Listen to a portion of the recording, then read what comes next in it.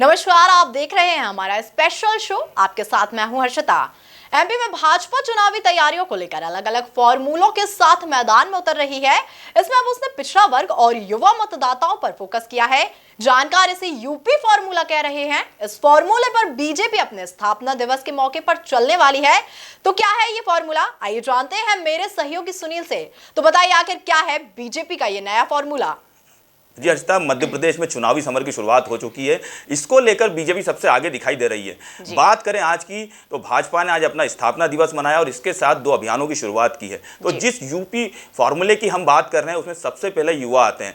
तो भाजपा का जो युवा मोर्चा विंग है, जो युवा मोर्चा है, वो आगामी समय में युवा चौपाल लगाएगा और जो अलग अलग जो वार्ड हैं, गाँव हैं और अलग अलग जो बूथ हैं, उस पर जाकर युवा मोर्चा युवाओं चर्चा करेगा और जो सरकार की जो युवा नीति है उसको लेकर बातचीत करेगा। तो बात करें भारतीय जनता युवा मोर्चा के इस अभियान की, तो जितने भी 1800 जो वार्ड हैं और 23,000 के आसपास जो ग्राम पंचायत है, और बात करें भाजपा के मंडलों की जो 1070 के आसपास है, उन मंडलों में जाकर भारतीय जनता युवा मोर्चा युवाओं से चर्चा करेगा और जो सरकार की युवा नीति है उस पर बातचीत करेगा।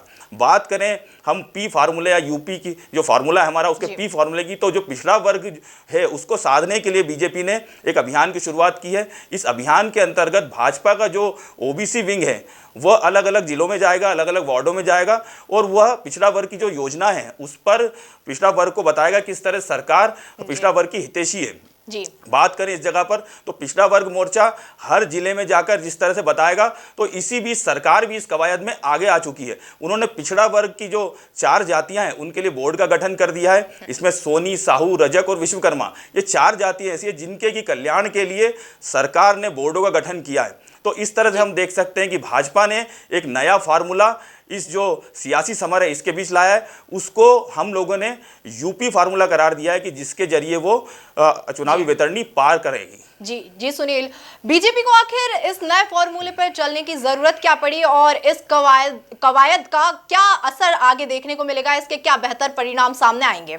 जी बिल्कुल देखने को मिलेगा। जिस तरह से हम देख रहे हैं कि जो नव मतदाता जो हैं वो करीब करीब 30 लाख पहली बार वोट डालेंगे। तो ये जो नव मतदाता है उन्होंने मात्र 1.5 साल ही कांग्रेस की सरकार देखी है। उन्होंने अपने सारे जीवन काल में जन्म से लेकर अभी तक बीजेपी की ही सरकार देखी। तो बीजेपी का विशेष तौर पर इस पर फोकस है कि ये जो नव मतदाता है वह बीजेपी की तरफ आकर्षित हो। इसी को लेकर उन्होंने भारतीय जनता युवा मोर्चा है उसको जिम्मेदारी दी है और वो युवा चौपाल लगाएगा।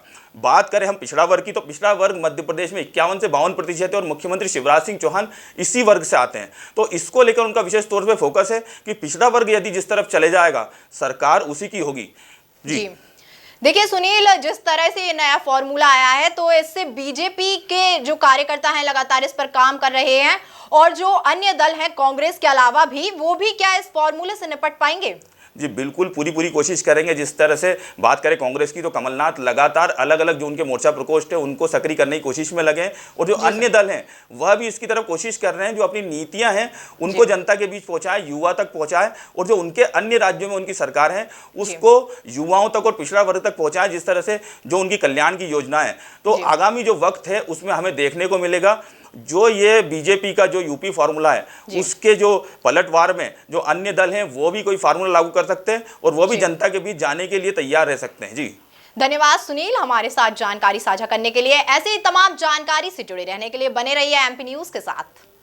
एमपी की नब्ज, एमपी का हाल, मध्य प्रदेश की हर खबर एमपी न्यूज टीवी के साथ। लगातार खबरों के लिए सब्सक्राइब करें हमारा YouTube channel MP news TV.